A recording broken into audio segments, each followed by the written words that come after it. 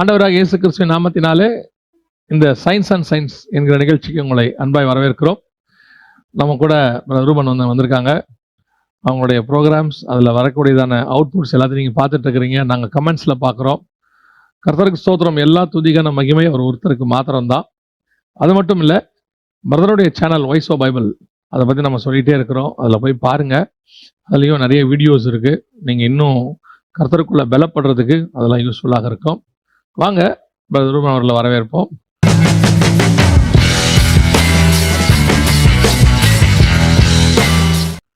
Price lord brother.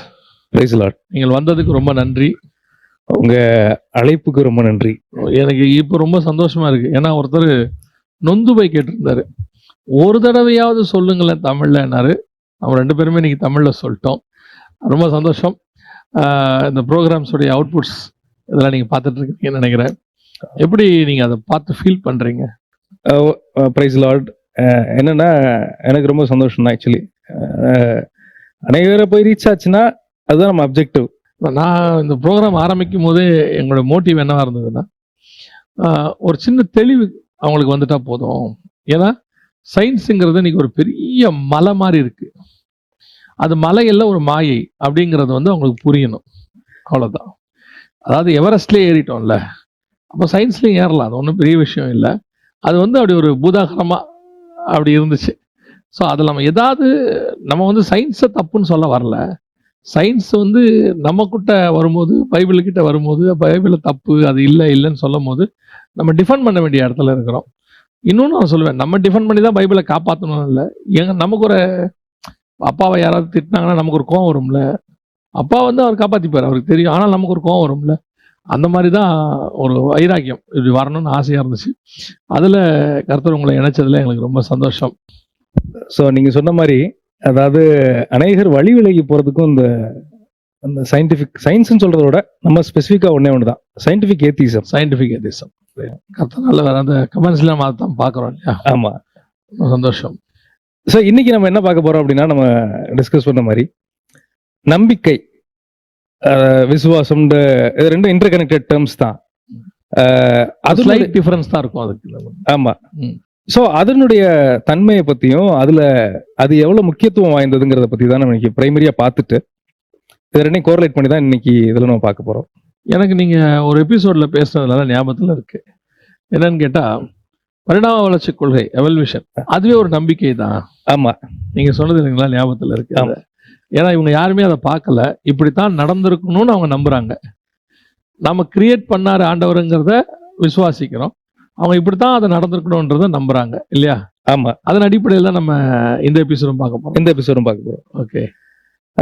இப்ப சமீபத்துல few weeks back Sunita Williams அவரோட கூட சேர்ந்து ஒர்க் பண்ணவர் பட்ச் வில்மோர் அப்படின்ட்டு இவங்க 2 பேரும் சேஃபா திரும்ப இறங்கினதை நம்ம பார்த்தோம். ஆமா, பெரிய விஷயம். ஆமா. இதுல ஒரு பாயிண்ட் அந்த பட்ச் வில்மோர் சொன்னதை நான் படிச்சேன். ஓகே. அவர் பேசின வீடியோவையும் நான் பார்த்தேன். Is your life lesson or takeaway from these 9 months in space? Well, in answer to your question, I can tell you honestly, my feeling on all of this goes back to my faith. It's bound in my Lord and Savior Jesus Christ. He is working out His plan and His purposes for His glory throughout all of humanity, and how that plays into our lives is significant and important. And however that plays out, and I am content because I understand that. I understand that He's at work in all things. Some things are for the good. Go to Hebrews chapter 11. Some things look to us to be not so good, but it's all working out for His good for those that will believe. And that's the answer. So thanks for asking. அவர் என்ன சொல்லியிருக்காருன்னா, கிறிஸ்துவின் மேல இருந்த விசுவாசமும் அந்த நம்பிக்கையும் தான் என்னைய இவ்வளவு நாள் சஸ்டெயின் பண்ணுது. நடக்கிறது எல்லாமே நம்மளுக்கு நன்மைக்கு எதுவாக தான் நடக்குது அப்படிங்கிற வசனத்தையும் அவர் கோட் பண்ணி அவர் பேசியிருந்ததை பார்த்தேன். இது நான் என்ன சொல்ல வரேன் அப்படின்னா, ஒரு மனுஷன் திரும்ப வருவோமா வரமாட்டோமான்னு தெரியாது. ஏன்னா அதுக்கு அவ்வளோ எஃபர்ட் போட்டாங்கிறத பார்த்தோம், அவ்வளோ ஃபெயிலியரும் அதில் வந்ததுன்னு பார்க்குறோம். அந்த மாதிரி பேனிக் சூழ்நிலையுமே அவர் பேனிக் ஆகாம, அதுல பதட்டமாயி ஒரு மாதிரி நொடிஞ்சு போகாம, அந்த 9 மாசமும் அவர் அந்த ஸ்பேஸ்ல அவர் லைஃபை காப்பாத்துனது எதுவா இருக்கும்னு நான் நம்புறேன்னா, அவருக்கு ஆண்டவர் மேல அந்த நம்பிக்கை தான். அந்த நம்பிக்கைங்கிறது ஒண்ணு இல்லைன்னா அவர் இவ்வளவு நாள் சஸ்டெயின் ஆயிருப்பாராங்கிறது ஒரு பெரிய கேள்விக்குறியான விஷயம். இப்போ சுனிதா வில்லியம்ஸுமே சரி, அவங்களுக்கு ஒரு நம்பிக்கை இருந்துச்சு.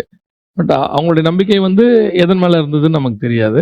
ஆனா திருப்பி நம்ம கீழே வந்துருவோம் அப்படிங்கிறது தான் அவங்களுடைய நம்பிக்கையா இருந்தது இல்லையா? ஆமா ஆமா எப்படியோ நம்ம கூட்டிட்டு போயிடுவாங்க, கீழே வந்துருவோம் அப்படிங்கிறது தான் அவங்களுடைய நம்பிக்கையா இருந்தது. ஆமா. ஸோ நம்பிக்கை தான் நம்மளுடைய பேஸா இருக்கு அந்த இடத்துல. ஆமா, 9 மாசமும் நீங்க சொன்னது ஒரு நல்ல பாயிண்ட். அவங்க யாரை நம்பினாங்கிறது ரெண்டாவது இருக்கட்டுமே, ஆனா அந்த நம்பிக்கையின் அடிப்படையில தான் அவங்க அந்த 9 மாசத்தை கழிச்சிருக்கணும். கண்டிப்பா. சரி, இப்ப அடுத்த கொஸ்டின் கேட்பாங்க, அப்ப மீதி பேருக்குலாம் நம்பிக்கை தேவையில்லையா? அவ்வளோ ஒரு 2-3 உதாரணம் பார்ப்பேன். நைட்டு போய் வீட்டுல தூங்குறோம், என்ன நம்பிக்கையில தூங்குறோம்?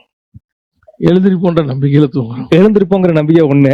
இன்னொன்னு வந்து பூகம்பம் எதுவும் வந்து இடிஞ்சு விழுந்துராது, தெரிஞ்சோ தெரியாமலோ இந்த நம்பிக்கையில் இருக்கிறதுனாலதான் நமக்கு தூங்க முடியுது. ஒருவேளை எதுவும் நடக்காதுங்கிற நம்பிக்கையில தான் நம்ம தூங்கவே செய்யறோம். இல்லாட்டி தூங்க முடியாது, முடிச்சதான் உட்காந்துருப்போம். ஓகே. நீங்க ஒரு ஊருக்கு இன்னொரு ஊருக்கு டிராவல் பண்றோம், என்ன நம்பிக்கையில டிராவல் பண்றோம்னா நம்மளுக்கு சேஃபா போயிருவோம். அது அதுன்னு ஒருபடி மேல அதுல படுத்து தூங்குறோம் ட்ரெயின்ல, என்ன நம்பிக்கையிலன்னா அவர் கொண்டு போய் நம்மளுக்கு கண்டிப்பா சேர்த்துருவாரு அப்படிங்கிற நம்பிக்கையில. இன்னொரு ஒரு எக்ஸாம்பிள் பார்க்கணும்னா, இப்போ ஹவுசிங் லோன்லாம் வாங்கி வீடு கட்டுறாங்க, அது டென்யூர் வந்து 20-30 இயர்ஸ் போட்டு கட்டுறாங்க. என்ன நம்பிக்கையில கட்டுறாங்கன்னா 20-30 இயர்ஸ் நம்ம கட்டாயமா இருந்து நம்ம வீட்டு கடனை அடைச்சு நம்ம பிள்ளைங்களுக்கு அதை சேர்த்து வச்சிருவோம் அப்படிங்கிற நம்பிக்கையில தான் பண்றாங்க. ஸோ அப்போ அடிப்படை எல்லாமே நம்பிக்கையா தான் இருக்கு. நம்பிக்கை பேஸ்ட். ஓகே. இப்போ நம்ம வந்து இண்டிவிஜுவல்ஸை பார்த்தோம், தனி மனிதனுக்கு எப்படி நம்பிக்கை தான் எசன்ஸுங்கிறத பார்த்தோம். ஒரு நாடு எடுத்துக்கங்க, நாடு எப்படி போகணும், அந்த நாடு எப்படி வரணும் அப்படிங்கிறதுக்கு அடிப்படையான விஷயம் பார்த்தீங்கன்னா அதான் கான்ஸ்டிடியூஷன் நம்ம சொல்றோம். ஓகே. நம்மளுடைய அரசியலமைப்பு சட்டம் இல்லாட்டி சாசனம்னு சொல்றாங்க. அது வேர்ட்ஸோ லாஸோ மட்டும் கிடையாது, அது வந்து ஃபவுண்டிங் ஃபாதர்ஸ் இந்த நாடு இப்படி இருக்கணும்னு நம்பி அவங்களுடைய நம்பிக்கையை எழுத்தா மாத்தி கொடுத்தாங்க. அதுதான் நம்ம கான்ஸ்டிடியூஷன் சொல்றோம். ஸோ அவங்களுடைய கனவு ஒரு நாடு இப்படி அமையணும், அந்த அமைவதுக்கு இப்படி இருந்தால் அமையும்னு ஒரு நம்பிக்கையில அந்த சட்டத்தை எழுதி கொடுத்துருக்காங்க. அதான் ஒரு vision of the country. Okay. எப்படி ஒரு கம்பெனிக்கு வந்து விஷன் எழுதி போட்டிருப்பாங்க, நம்ம சில நிறுவனங்களுக்குள்ள போகும்போது அந்த எங்களோட விஷன் மோட்டோ ஊழியங்களையும் போட்டிருக்காங்க, விஷன் அண்ட் மிஷன் அப்படின்னு சொல்லி. அதே மாதிரி அந்த விஷன் வந்து பாத்தீங்கன்னா அந்த கான்ஸ்டிடியூஷன் அடிப்படையில தான் அந்த நாடு போகணுங்கிறத அவங்க விரும்பியிருக்காங்க, அவங்க நம்பி இருக்காங்க. சமீபத்துல இவர் பிரசிடென்ட் ட்ரம்ப் வந்து பதவி ஏற்றதை நான் பார்த்தேன். அவங்க ஊர்ல வந்து பதவி பிரமாணம் செஞ்சு வைக்கிறவர் அந்த சுப்ரீம் கோர்ட்டுடைய சீஃப் ஜஸ்டிஸ் தான் அதை பதவி பிரமாணம் பண்ணி வைக்கிறார். அடிப்படை முக்கியமான விஷயமா அந்த பதவி பிரமாணத்துல வாக்களிக்க வேண்டியது, இந்த வாக்கு கொடுத்து இந்த ஓத்தை கொடுக்குறாங்க இல்லையா, அதுல அவங்க சொல்றது I will protect the constitution of this nation. Ladies and gentlemen, please welcome Chief Justice Roberts to administer the presidential oath of office. Please raise your right hand and repeat after me. I, Donald John Trump, do solemnly swear. I, Donald John Trump, do solemnly swear. That I will faithfully execute. That I will faithfully execute. The office of President of the United States. The office of President of the United States. And will, to the best of my ability. And will, to the best of my ability. Preserve, protect, and defend. Preserve, protect, and defend. The Constitution of the United States. The Constitution of the United States. So help me God. So help me God. Congratulations, Mr. President. அடிப்படையா ஒரு president வந்து அவர் மீதி வேலையை பண்ணாம இருக்கலாம், அவர் தலையாகிய கடமைனா என்னன்னு கேட்டீங்கன்னா அந்த கான்ஸ்டிடியூஷன் படி அந்த நாட்டை நடத்தணும், கான்ஸ்டிடியூஷன்ல இருந்து வழி விலகாம அந்த நாட்டை பாதுகாக்கணும். ஒரு நாடு இப்படி இருக்கணுங்கிற நம்பிக்கையின் வெளிப்பாடு தான் கான்ஸ்டிடியூஷன். ஓகே. அப்போ தனி மனிதனுடைய வாழ்க்கையை நடத்துறதும் நம்பிக்கை தான், ஒரு நாட்டை வழி நடத்துறதும் பாத்தீங்கன்னா கான்ஸ்டிடியூஷன் என்கிற நம்பிக்கை. ஸோ அப்போ நீங்க சொன்னதில் வச்சு நான் எப்படி புரிஞ்சுக்கிறேன்னா, ஒரு மனிதன் தன் வாழ்க்கையை இப்படி அமைச்சுக்கணும்னு அவன் வச்சிருக்கிறது ஒரு நம்பிக்கை. ஒரு ஆர்கனைசேஷன், ஒரு நிறுவனம், நம்முடைய நிறுவனம் இந்த மாதிரி வரணும், இப்படி செய்யணும்னு சொல்லி அவங்க அமைச்சு கொள்ளக்கூடியதான பைலாஸ் அப்படின்னு சொல்லுவாங்க, அதுவும் ஒரு நம்பிக்கையின் அடிப்படை. ஒரு நாடு இப்படி வரணும், இந்த மாதிரி நம்ம நாட்டை மக்கணும், வல்லரசா மாறணும், நம்ம நாடு வந்து பொருளாதாரத்தில் இப்படி வரணும்னு அமைச்சு கொள்ளுகிற அரசியலமைப்பு சட்டமும் ஒரு நம்பிக்கையின் அடிப்படையில் உருவாக்கப்பட்டது. ஆமா. ஓகே. அப்ப எல்லாமே அடிப்படை நம்பிக்கையா தான் இருக்கு. நம்ம மனுஷ வாழ்க்கையுடைய வாழ்வாதாரம் இல்லாட்டி இதயம்னு சொல்லணும்னா அது வந்து நம்பிக்கை தான். Okay. Essence of human existence என்னதுன்னு கேட்டீங்கன்னா அது பிலீஃப் தான். பிலீஃப் இல்லாம எதுவுமே எந்த மனுஷனுமே உலகத்துல கிடையாது. அதனாலதான் ஆண்டவர் சொல்றாரு நம்ம 1 யோவான் 5:4 படிக்கிறபடி, தேவனால் பிறந்ததெல்லாம் உலகத்தை ஜெயிக்கும், நம்முடைய விசுவாசமே உலகத்தை ஜெயிக்கிற ஜெயம். சோ நம்ம பேசின மாதிரி ஒரு மனுஷனுடைய நம்பிக்கை தான் மொத்தத்துக்குமே அச்சாணி மாதிரி, அடிப்படை. எப்படி கான்ஸ்டிடியூஷன் ஒரு நாட்டை வழிநடத்துதோ அதே மாதிரி கான்ஸ்டிடியூஷனா காடு நம்மளுக்கு கொடுத்தது பாத்தீங்கன்னா பைபிள். நாங்க ரொம்ப ஈஸியா லா புக். ஆண்டவர் என்ன எதிர்பார்க்கிறாருன்னா, நம்பிக்கைய அந்த அந்த எசன்ஸ் ஆஃப் லைஃப அவர் மேல வைக்கணும்னு நினைக்கிறாரு. கான்ஸ்டியூஷன் மேல எப்படி ஒரு நம்பிக்கை வச்ச மாதிரி அந்த பைபிளுடைய வசனம், அவர் தான் இயேசு கிறிஸ்து, வசனம் தான் வார்த்தையா இருக்கு, அவர் மேல அந்த நம்பிக்கை வைக்கணும்னு அவர் விரும்புறாரு. ஆமா, அவர் மேலேயும் அவர் வார்த்தைகள் மேலேயும் வைக்கணும்னு நினைக்கிறாரு.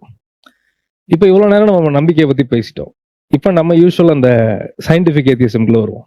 ஆமா, இவங்க என்ன சொல்றாங்க, காடை தவிர நீங்க எதை வேணாலும் நம்புங்க, நம்பிக்கை எது மேல வேணாலும் வைங்க, எது மேல வேணாலும் வைங்க, உங்க மேல வைங்க, பிரபஞ்சத்தின் மேல வைங்க, இல்லாட்டி எனர்ஜி மேல வைங்க, உழைப்பின் மேல வைங்க, சயின்ஸ் மேல வைங்க, மூட நம்பிக்கை மேல கூட வச்சுக்கோங்க.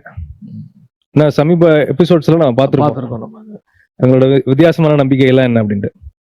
காடை தவிர நீங்க எதை வேணாலும் பிலீவ் பண்ணுங்க, அதுதான் இவங்களோட ப்ரீச்சிங்கோட எசன்ஸாவே இருக்கும். அவங்களும் இப்ப நம்பிக்கை இல்லைன்னு சொல்லல, காட் மேல மட்டும் வைக்காதீங்க, கடவுளுங்கிறத நம்பிடாதீங்க, அதுக்கு பதிலாக நீங்க எதை வேணாலும் நம்பிடுங்க. இதுதான் இந்த ஏத்திசம், எஸ்பெஷலி இந்த சயின்டிபிக் ஏத்திசமோட எசன்ஸாவே இருக்கும்.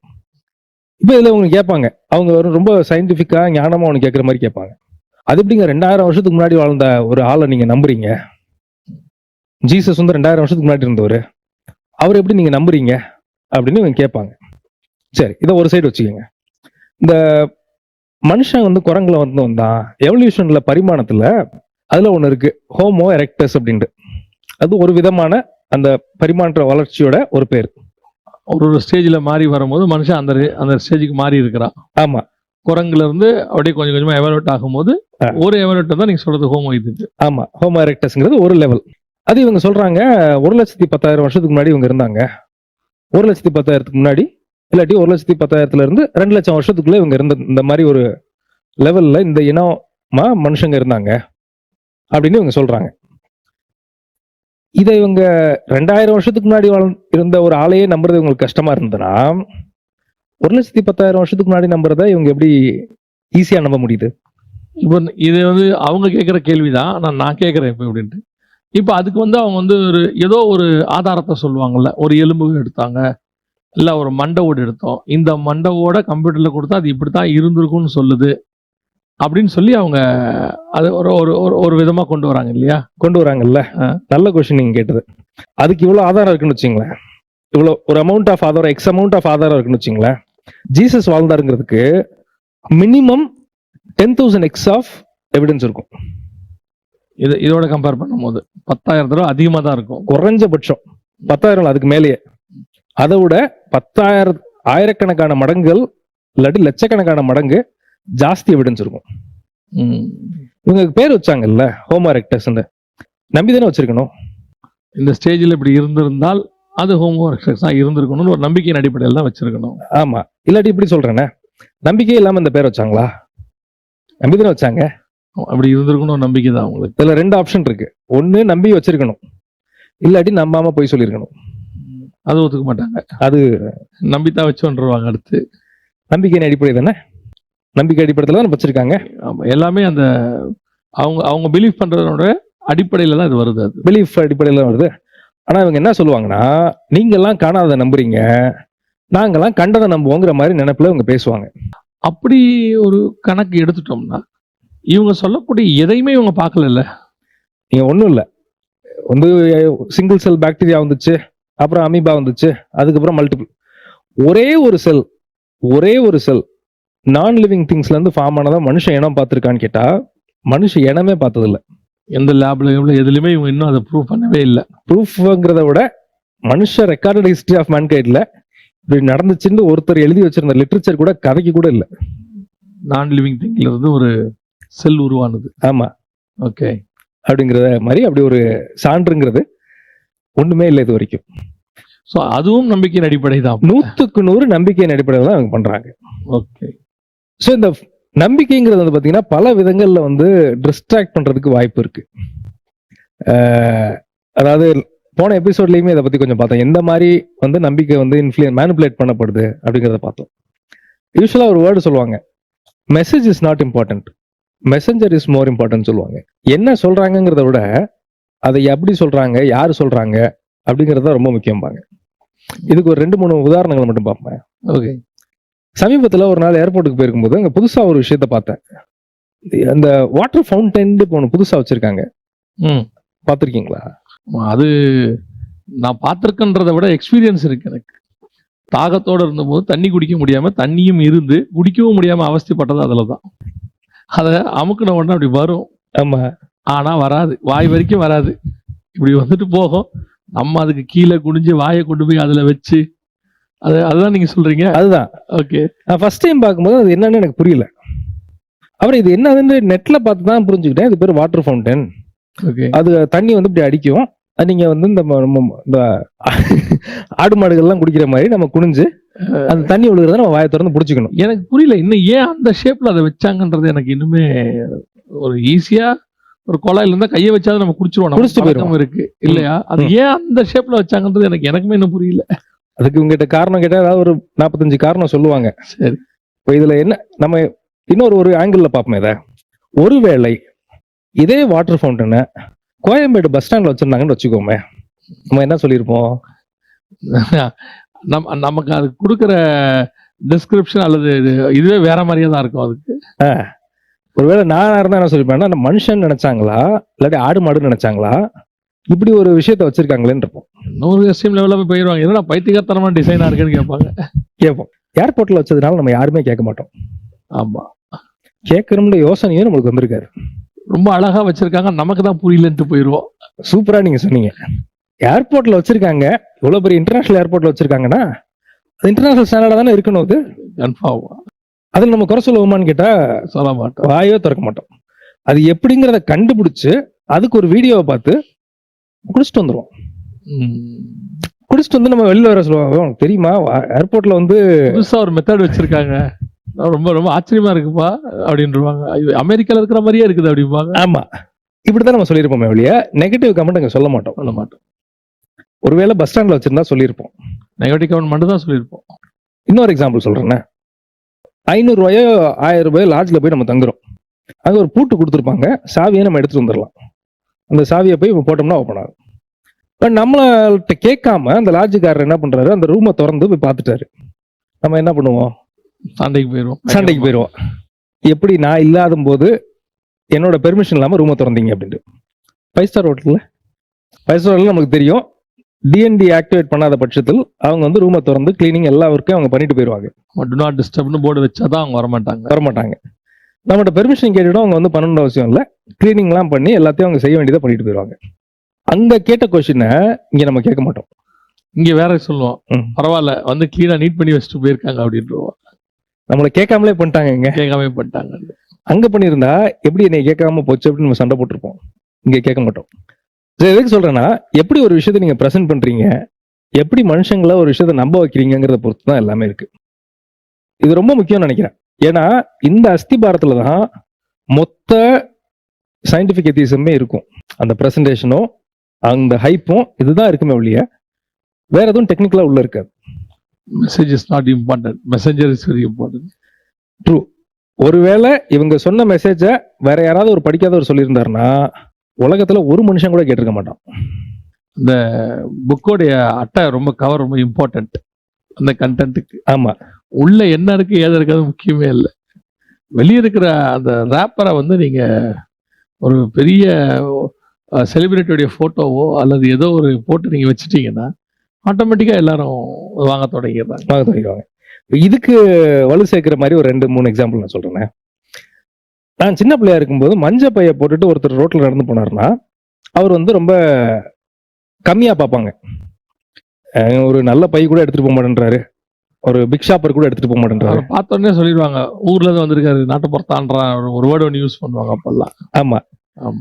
இப்ப யூஸ் பண்ணா இப்போ வந்து நமக்கு பூமி பசுமைக்கான என்ன சொல்றாங்க, சஸ்டைனபிலிட்டி, பிளாஸ்டிக்கை ஒழிக்கிறதுக்கு பூமிக்கு நல்லது. ஆமா, ஓகே. கிரீன் பாருங்க, நான் வந்து ஒரு மஞ்சள் பையை தூக்கிட்டு போறதுனால பிளாஸ்டிக்கோடைய ஆபத்துல இருந்து நான் என்னைய மட்டும் காப்பாத்துற இந்த பூமியே காப்பாத்துற அளவுக்கு பேசும். சின்ன பிள்ளையா இருக்கும்போது இந்த உப்பு வரும். உப்பு வந்து கலர் ஒரு மாதிரி மங்கி போய் ஒரு மாதிரி கருப்படிச்ச மாதிரி இருந்துச்சுன்னா அது வந்து மட்டமான உப்பு. கடவாசல எல்லாம் அந்த உப்பு திறந்தே தான் இருக்கும் மூட்டையில பெருசா. அது வந்து நல்ல உப்பு, நல்ல பியூரான உப்பு கொடுங்க அப்படின்னு ஒரு பிராண்டை சொல்லி வாங்கிட்டு வந்ததை நான் பார்த்துருக்கேன். இப்ப சமீபத்துல ஒரு நாள் இதுக்கு போயிருந்தேன், சூப்பர் மார்க்கெட்டுக்கு. ஒரு உப்பு வந்து பாத்தீங்கன்னா உள்ள வந்து ஏதோ சாயம் போன மாதிரி ஒரு மாதிரி கருப்படிச்ச மாதிரி இருந்தது. என்னது வித்தியாசமா இருக்குன்னு எடுத்து பார்த்தா, பியூர் ஒயிட்டா நார்மலா நம்ம கேள்விப்படுற பிராண்ட்ஸ் உப்பு இருக்கும் இல்லையா, அதோட 5 மடங்கு விலை ஜாஸ்தியா இருக்கு. இது 10 ரூபானா அது 50 ரூபா இல்லாட்டி 100 ரூபா. ஆர்கானிக் உப்பு. இந்த ஆர்கானிக்ங்கிற வேர்டை வச்சுக்கிட்டு பயங்கரமான ஒரு பிசினஸ் நடக்குது. ஆமா. சோ ஒரு விஷயத்தை நீங்க எப்படி பிரசன்ட் பண்றீங்க, அதை நீங்க அப்படி இப்படிலாம் போட்டு சொன்னீங்கன்னா வாங்கிக்குவாங்க. வாங்குறது மட்டும் இல்லாம 4 மடங்கு இல்லாட்டி 10 மடங்கு ஜாஸ்தியா காசு கொடுத்து மனுஷங்க வாங்கிக்குவாங்க. இன்னொரு ஒரு கடைசி ஒரு கிளாசிக் எக்ஸாம்பிள் சொல்லணும்னா, இன்னைக்கு இருக்க சூழ்நிலையை எடுத்துக்கோங்க. ஒரு மிடில் கிளாஸோ இல்லாட்டி ஒரு லோயர் மிடில் கிளாஸ் அண்ட் அபோவோ பழைய ட்ரெஸ்ஸை போய் வாங்குவாங்களா? பழைய சட்டையோ பழைய பேண்டோ இருக்கு, அதை வாங்குவோமா? வாங்க மாட்டோம். பெரும்பான்மையா நம்ம ஆட்கள் வாங்க மாட்டோம். அதான் middle class and lower middle class and abound வச்சுக்கோமே, அவர் வாங்குவாரான்னு கேட்டா வாங்க மாட்டாரு. ஆனா வேர்ல்டு எக்கனாமிக்ஸ் ஃபோரம் உடைய ரிப்போர்ட் ஒன்று சொல்லுது, 2028 படி 10% துணி வந்து பாத்தீங்கன்னா உலகத்துல செகண்ட் ஹேண்ட் பொருள் தான் இருக்கும்னு சொல்றாங்க.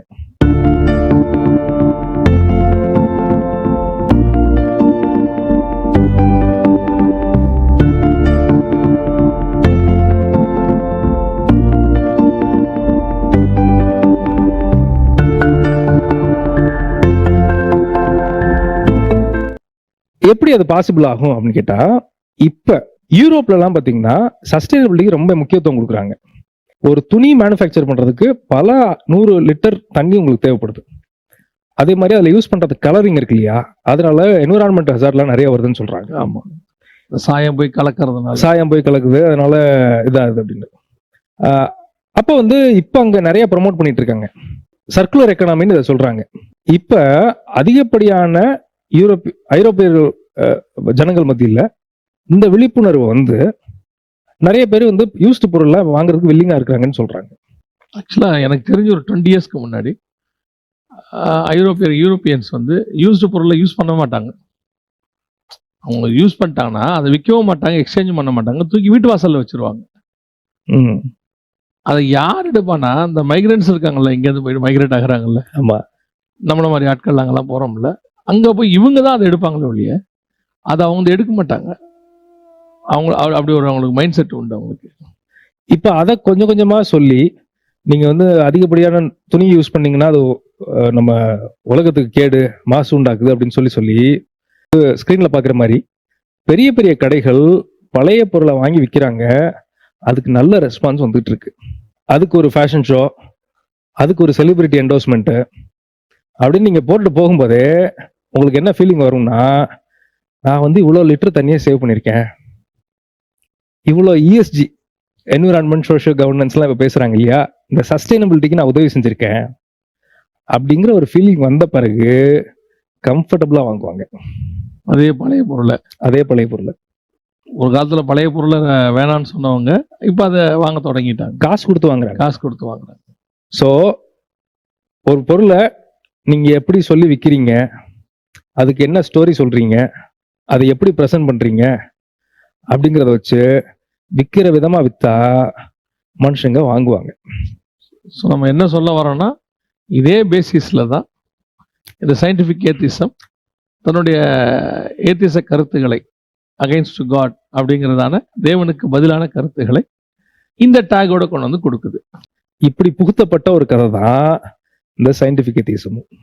ரொம்ப அழகான தெளிவான விளக்கம், ரொம்ப அழகான ஒரு மேப் மாதிரி கொண்டு வந்து இணைச்சு சொன்னீங்க, ரொம்ப நல்லா இருக்கு. ஸோ இப்போ நம்ம வந்துட்டு இந்த தெளிவான அப்படி ஒரு மேப் மாதிரி நீங்கள் சொன்னது ரொம்ப அழகா இருந்தது. ஸோ இவங்களுக்கு நம்ம ஃபைனல் கன்க்ளூஷன் அப்படி என்னன்னு கேட்டால், உலகத்தில் இருக்கிற அத்தனையும் நம்பிக்கையின் அடிப்படையில் தான் இருக்கு. அவர்களும் இந்த சயின்டிஃபிக் ஏத்திசம் சொல்றவங்களும் அந்த அடிப்படையில் தான் கொண்டு வராங்க.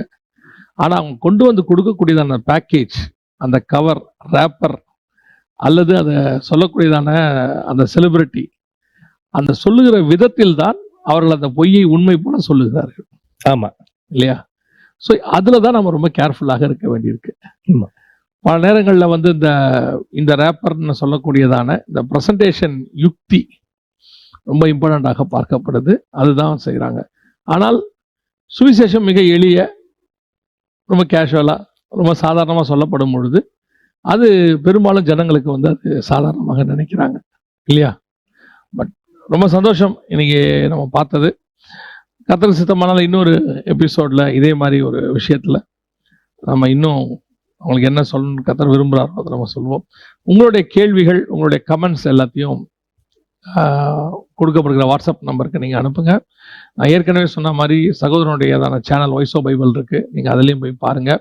ஸோ இதை நீங்கள் அநேகருக்கு தெரியப்படுத்துங்க. ஏன்னா எங்கள் சேனலுக்காகவோ அல்லது வியூஸ்க்காகவோ அல்லது லைக் போடுங்க அதுக்காகவோ இல்லவே இல்லை. இந்த மாதிரி தெளிவு இல்லாமல் அல்லது தெளிவு பெற விரும்புகிற நிறைய பேர் இருக்காங்க. அவர்களுக்கு அது பிரயோஜனமாக இருக்கும். எப்போ நாங்கள் கேட்குறபடி எங்கள் ஊழியர்களுக்காக ஜெபித்துக் கொள்ளுங்கள். God bless you. Thank you brother. Thank you.